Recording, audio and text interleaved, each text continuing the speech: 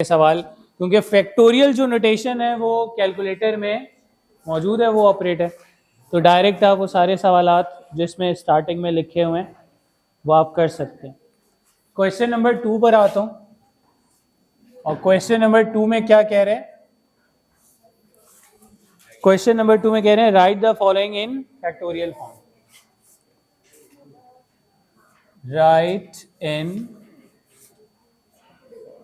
Factorial form. ठीक है, आपके पास जितने भी नंबर्स लिखे हुए हैं इसको आप फैक्टोरियल फॉर्म में लिखें कन्वर्ट करके। अब जैसे यहां पर जो सबसे पहला पार्ट है वो क्या है? 6 टाइम्स ऑफ 5 टाइम्स ऑफ 4। ठीक है, इसको आपने क्या करना है? अभी लिखे नहीं बेटा, एक साथ लिख लीजिएगा पहले समझने से। इसको आपने फैक्टोरियल फॉर्म में कन्वर्ट करना है। तो फैक्टोरियल फॉर्म में कन्वर्ट करना है तो इसके आगे क्या होना चाहिए था? 3 2 1 होना चाहिए था, ताकि पूरा 6 फैक्टोरियल हो जाता। इसके आगे क्या होना चाहिए था? 3 2 1 होना चाहिए था। 3 2 1 मीन्स 3 फैक्टोरियल है क्या? 3 2 1 का मतलब क्या है? 3 फैक्टोरियल।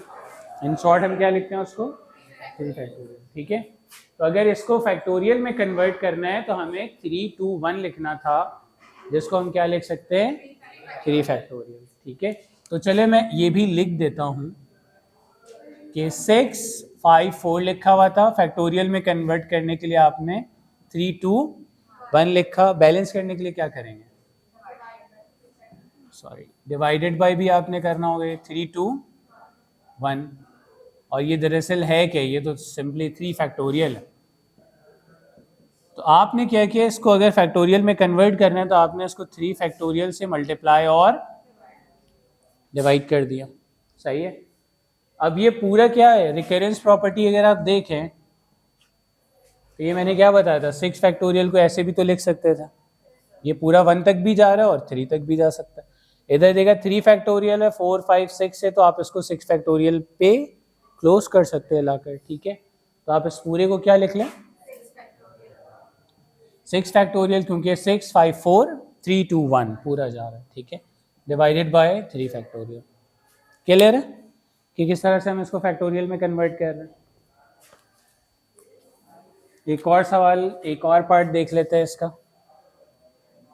तो एक और पार्ट है इसका, पार्ट 3। तो ये पार्ट 3 में कह रहे हैं n+1 और n+2, n6.5। अच्छा भाई, एक चीज का हमेशा ध्यान रखिएगा, सही है, एक चीज का हमेशा ख्याल रखना है कि फैक्टोरियल्स में फैक्टर्स लिखे जाते हैं डिसेंडिंग ऑर्डर में। फैक्टोरियल में फैक्टर्स लिखे जाते हैं डिसेंडिंग ऑर्डर में। डिसेंडिंग ऑर्डर मीन सबसे बड़ा सबसे पहले होता है, फिर उससे छोटा, फिर उससे छोटा, इस तरह से तरतीब में चल रहा होता है। जैसे ये क्या है? ये 6 फैक्टर्स आ रहे हैं, सही है, और ये सारे के सारे फैक्टर्स के डिसेंडिंग ऑर्डर में, कंसेक्यूटिव भी हैं। क्या हैं? कंसेक्यूटिव फैक्टर्स हैं और डिसेंडिंग ऑर्डर में मौजूद है। ठीक है, तो इस बात का हम ध्यान रखेंगे। अगर कभी उल्टा लिखा हुआ आ जाए, जैसे यहाँ पे 5 और 6 होता, तो मैं इसको 6 और 5 ही करता। फैक्टर्स होने चाहिए और डिसेंडिंग ऑर्डर में होने चाहिए। जैसे यहाँ पे भी क्या था, तीनों फैक्टर्स थे और तीनों की तीनों डिसेंडिंग ऑर्डर में थे। अगर ये नहीं होते तो मैं इसको डिसेंडिंग ऑर्डर में लिख देता। ठीक है, तो क्या ऊपर जो लिखा हुआ है वो डिसेंडिंग ऑर्डर में है? नहीं, वो डिसेंडिंग ऑर्डर में नहीं है। सही है, तो सबसे पहले क्या होना चाहिए? n+2 होना चाहिए, फिर n+1 और फिर लास्ट में n होना चाहिए। ठीक है, ये आपने डिसेंडिंग, और ये ऑलरेडी चले डिसेंडिंग ऑर्डर में ही था। सही है। अच्छा भाई, या इसको आप अलग अलग जगह पे भी कर लें ताकि आप इसको अलग अलग डील कर लें, फिर उसके बाद एक साथ कर लीजिएगा 1/6.5। अब करना क्या है मुझे?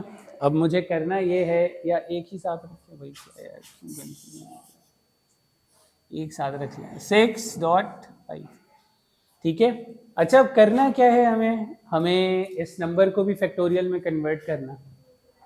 तो मैं उसके लिए क्या करूँगा,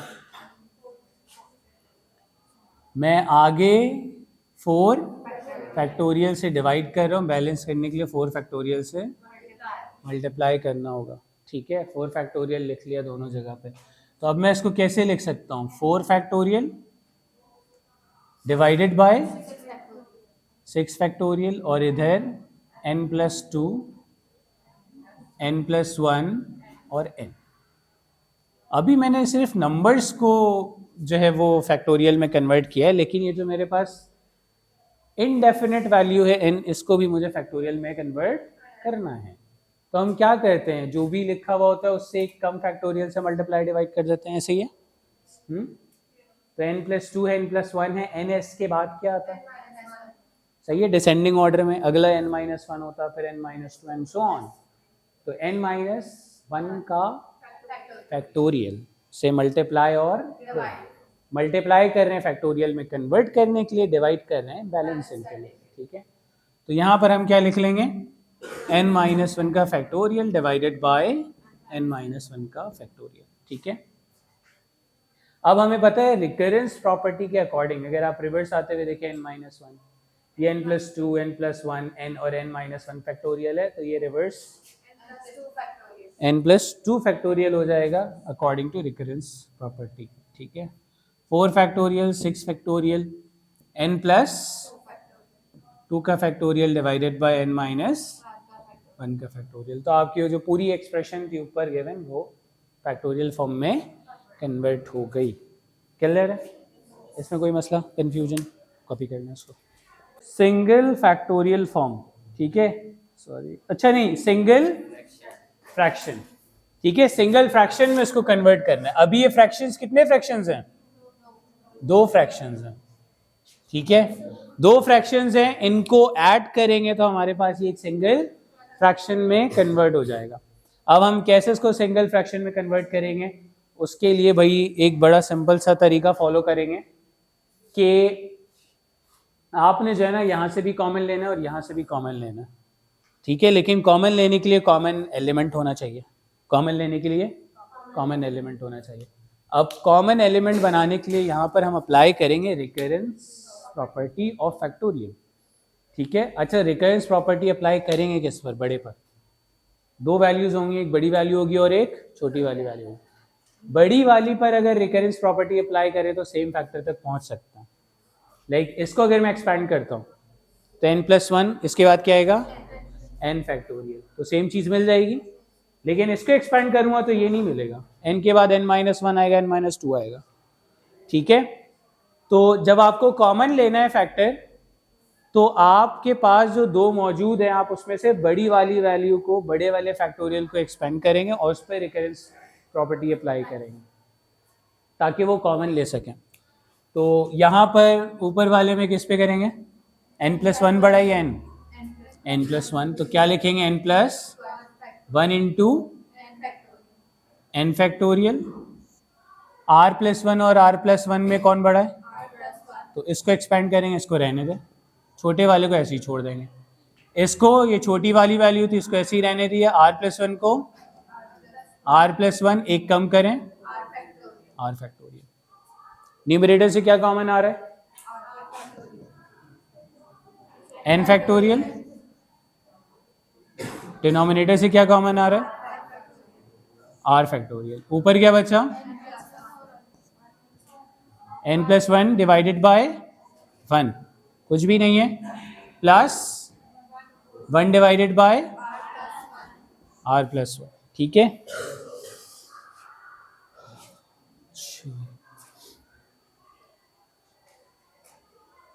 सही है।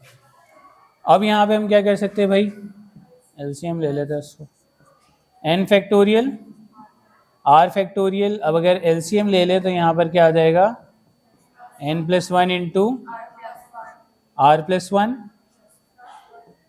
Plus 1 divided by r+1।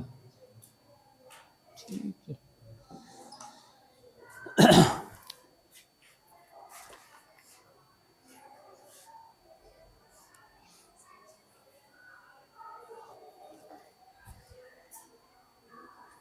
ठीक है भाई, अब हम इसमें मजीद काम क्या कर सकते हैं,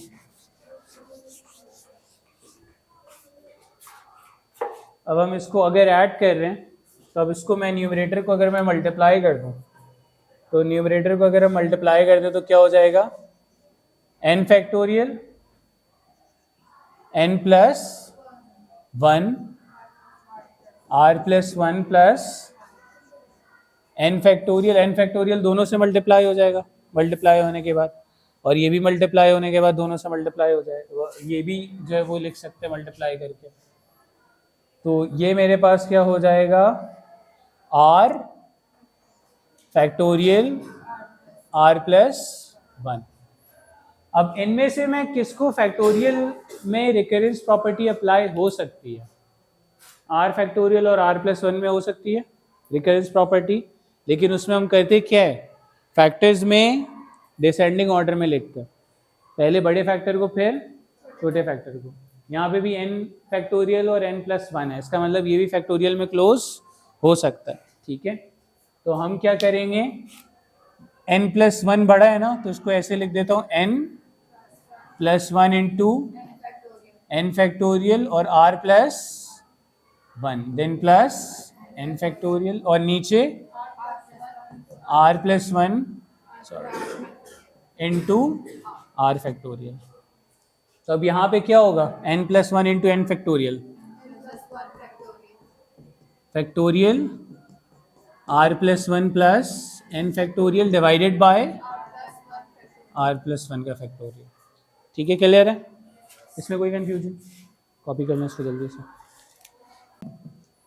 इसको ऐसे भी लिख सकते हैं, कोई मसले वाली बात नहीं है, लेकिन बुक में जो इसका आंसर लिखा हुआ है ना, वो इस तरह से लिखा हुआ है कि इसको तो इस पे रिकरेंस प्रॉपर्टी अप्लाई की है और इसको r प्लस 1 का फैक्टोरियल बना दिया डिनोमिनेटर में, लेकिन इधर इसको मल्टीप्लाई नहीं किया है, इनको जस्ट सिंपली मल्टीप्लाई करके लिख दिया है। सही है, तो ये दोनों काम कर सकते हैं, इन दोनों में कोई मसला नहीं है। या तो आप यहाँ पर इनको मल्टीप्लाई करके इसको लिख दें, यहाँ पे रिकरेंस प्रॉपर्टी फॉरन लग रही है तो अप्लाई कर दें, या इस तरह से भी कर सकते हैं, दोनों बिल्कुल 100% करेक्ट है। ठीक है, परमिटेशन की डेफिनेशन अभी मैं डिस्कस नहीं कर रहा हूँ, परमिटेशन क्या चीज़ है मैं बिल्कुल भी डिस्कस नहीं कर रहा हूँ, परमिटेशन का जो ऑपरेटर है NPR सिर्फ वो डिस्कस कर रहा हूँ। सही है, जैसे ही हम वर्ड प्रॉब्लम्स पर आएंगे तो फिर हम परमिटेशन की डेफिनेशन को डिस्कस करेंगे। तो अभी तो सिर्फ और सिर्फ ऑपरेटर को डिस्कस करते हैं, इसका ऑपरेटर क्या है, कैसे काम करता है। तो NPR दरअसल क्या होता है, NCR की तरह, जस्ट एक फैक्टर की कमी है। आपने NCR पढ़ा होगा कि n फैक्टोरियल r फैक्टोरियल और n माइनस r फैक्टोरियल, तो बस इसके साथ जो r फैक्टोरियल था वो चीज़ कम है, n factorial over n minus r factorial. ठीक है, अब जैसे यहाँ पर आपसे पूछा जा रहा है 20p3, बिल्कुल जिस तरह से मैंने आपको कहा था कि कैलकुलेटर से NCR निकलता है, वैसे ही कैलकुलेटर से NPR भी निकलता है। ठीक है, वो आप देख सकते हैं, आपको मिल जाएगा। सही है, डिवाइड पे आई थिंक NCR है और मल्टीप्लाई पे NPR है। सही है, तो वो मिल जाएगा। तो मैं इसको फॉर्मूले से निकाल के दिखा देता हूँ कैसे निकलेगा। तो ऊपर आप क्या लिखेंगे, 20 फैक्टोरियल और नीचे क्या आएगा,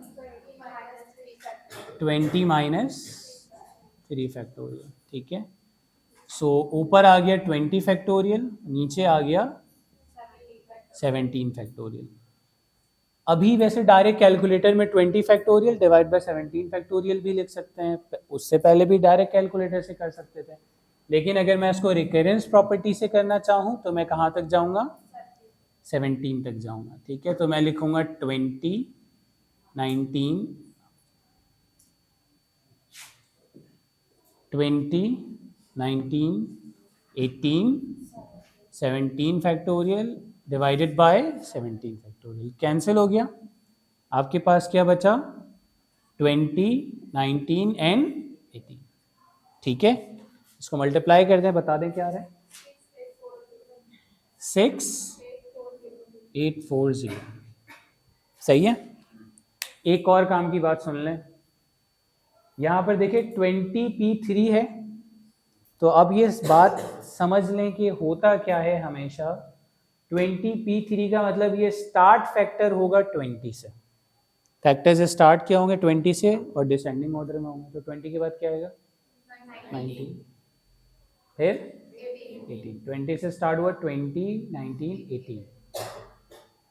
तो ये तीन क्या किस बात को इंडिकेट कर रहा है कि तीन फैक्टर्स होंगे। कितने होंगे 3 फैक्टर्स। अगर ये 20p4 होता तो क्या होता 20, 19,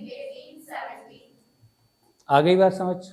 ठीक है कि इसको हम इन शॉर्ट भी कैसे एक्सपेंड कर सकते हैं वो भी मैं बता सकता हूँ। जैसे मेरे ख्याल से अब मैं अगर आपसे इसकी वैल्यू पूछूं ना तो आप n ऐसी बता दोगे। यहाँ पे मतलब यहाँ पे कह रहे हैं find the value of n, 8pn है तो n क्या लिखा हुआ होगा, यहाँ से शुरू होना है और ये खत्म नहीं होना है। ये बताते हैं कितने फैक्टर्स होंगे, 1 2 3, क्या है ये 3, 8p3 है ये, सही है। तो ये हम अगर ये शॉर्टकट चीज़ भी ध्यान में रखेंगे तो हमारे बहुत सारे क्वेश्चंस हमें आंसर्स पता चल जाएंगे। ऑब्जेक्टिव के लिए हमारे लिए बड़ी आसानी हो जाएगी कि हमें ऑब्जेक्टिव के लिए सॉल्व करने की ज़रूरत नहीं पड़ेगी, हम डायरेक्ट ये चीज़ देख सकते हैं। तो ये क्लियर हो गया। अच्छा इस नोटेशन को भी डिस्कस कर लेते हैं।